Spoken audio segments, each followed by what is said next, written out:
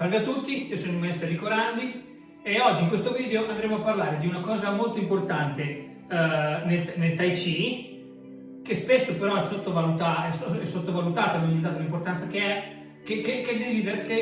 necessita, ed è la posizione delle mani. In questi movimenti che ho fatto inizialmente ci sono già tutte quante le posizioni delle mani e sono solo 5 le posizioni delle mani, non sono, diciamo così, infinite, sono solo 5 le posizioni delle mani che si possono trovare in tutte le forme del Tai Chi stile Chen, che sono 4 le forme principali dove sono racchiusi tutti i movimenti: Lao Jai Lu, Lao Jai An Lu, Sin Jai Lu, Sin Jai An Lu, vecchia 1, vecchia 2, nuova 1, nuova 2. 4 forme in cui ci sono racchiusi tutti i movimenti. Poi si possono estrapolare, come per esempio ho fatto io, che ho autocomposto la forma Dao Qilong, cavalcare il drago, di 24 movimenti, solamente estraendo dei movimenti, ma lì in quelle 4 forme sono racchiusi tutti. Ecco, le posizioni delle mani che si possono trovare in queste 4 forme sono solo 5. Sono la posizione, quella che c'è all'inizio, per esempio Jing'an Do Due, questa posizione piegata, questa. Poi c'è in Dan Bien si hanno 2 posizioni, una la mano aperta e una l'uncino, siamo a 3. E poi Yan Shou Gong Chuen c'è il pugno e la posizione di presa, pugno e presa, quindi sono 5, sono piegata, uncino, aperta, pugno, presa. Altre posizioni delle mani non ce ne sono, quindi molto probabilmente se le vostre mani durante la pratica sono delle altre posizioni che non sono queste 5, molto probabilmente si tratta di un errore. La posizione delle mani è molto importante, prima di tutto perché da un punto di vista marziale, perché permette alla nostra energia, al nostro Qi, di arrivare dappertutto nella mano. Altrimenti, se la mano è nella posizione errata, il Qi si ferma nel polso. Questo ovviamente è un danno sia dal punto di vista marziale, ma anche dal punto di vista energetico, dal punto di vista di benessere, diciamo così, perché una mano nella giusta posizione mi aiuta a mantenere in buon uso tutti i tendini della mano, delle dita, del braccio e in generale del corpo. Partiamo dalla prima posizione, la mano aperta. Ecco, la mano aperta, la posizione è questa.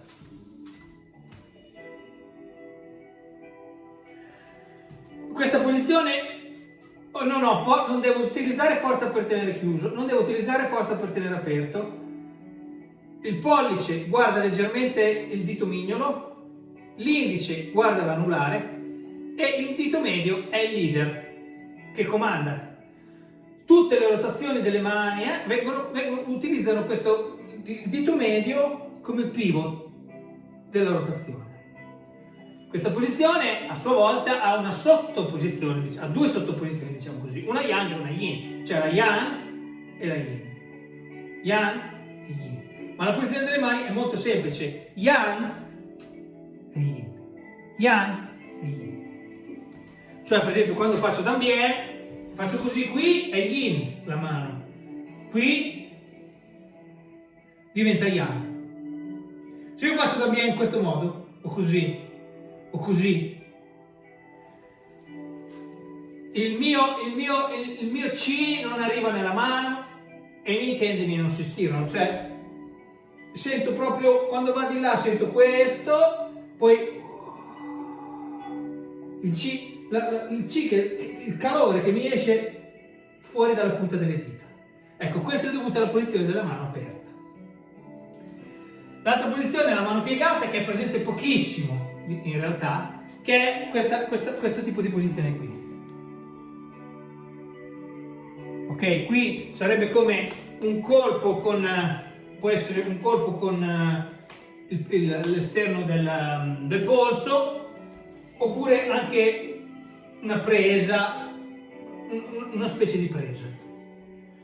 Questa è quella meno comune, diciamo, e posizione si riferisce sì, soprattutto alla possibilità di colpire con questa parte esterna e di prendere allo stesso tempo.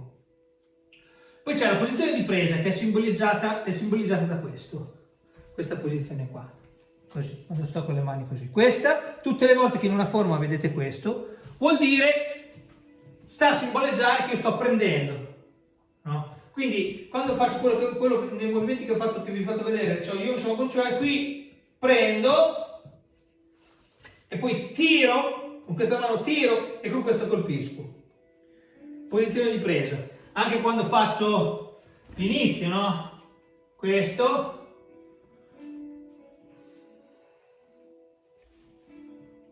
presa. Quando faccio lì, qui ho lì, vado in posizione con la mano, questa mano va in posizione di presa. Presa. Poi c'è il pugno. Il pugno si chiude in questo modo, c'ha 3 stadi, 1, 2, 3. Il pollice va davanti, non di fianco, in questo modo, e sta davanti a chiudere. Si può anche chiudere il pugno, per esempio, in questo modo, o in questo, aiutando col pollice a far sì che quando colpisco non si pieghi. Però, normalmente il pugno è solamente questo. Questa posizione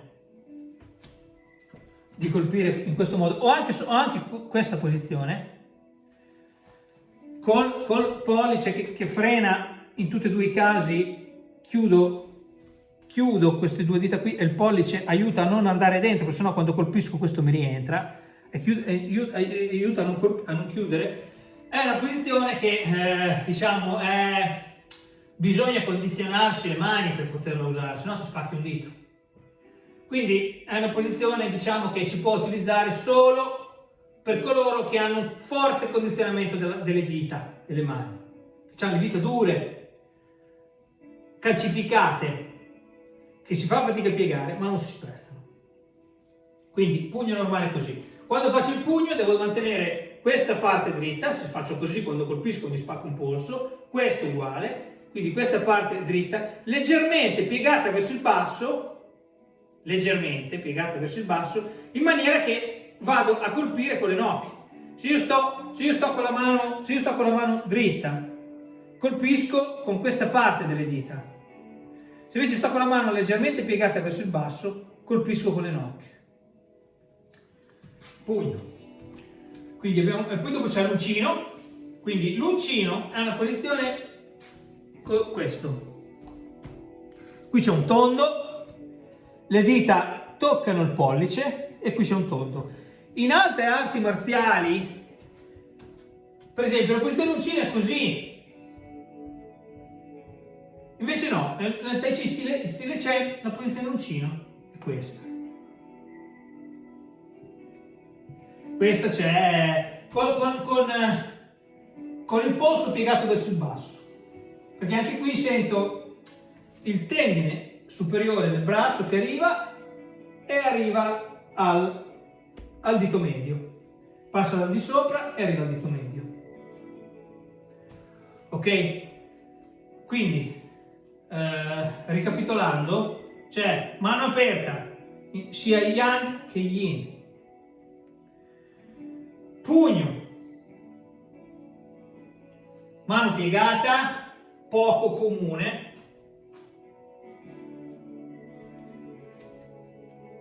uncino, abbastanza comune, e posizione di presa, anche questa è molto comune. Quindi le posizioni sono solo queste 5.